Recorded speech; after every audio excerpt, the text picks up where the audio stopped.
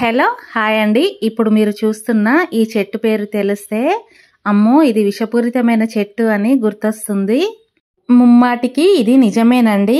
ఈ చెట్టు అందరికీ తెలిసిన గన్నేరు చెట్టు. ఇప్పుడు నేను చూపించేదైతే పచ్చ గన్నేరు అండి. ఈ చెట్టంతా కూడా విషపూరితమే. కాకపోతే మన పూర్వీకులు కనుక్కున్న విషయం ఏంటంటే ఇంత విషపూరితమైన చెట్టు నుంచి కూడా ఆయుర్వేద పరంగా దీనిని ఎలా ఉపయోగించుకోవాలి అని కనుక్కున్నారు. ఇప్పుడు మీరు చూస్తున్నది గన్నేరు చెట్టు యొక్క కాయ, పువ్వులు.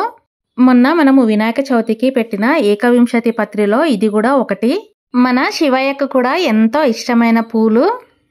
మీరు గమనించి చూడండి, ప్రతి శివాలయం ముందు ఈ చెట్లు కంపల్సరిగా ఉంటాయండి.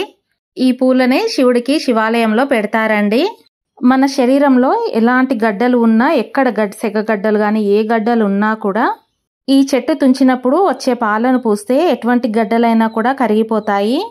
ఈ చెట్టును మనము బయట పూతగా మాత్రమే వాడుకోవాలి, లోపలికి తీసుకోకూడదు. ప్రాణానికే ప్రమాదం అండి, అంత విషపూరితము.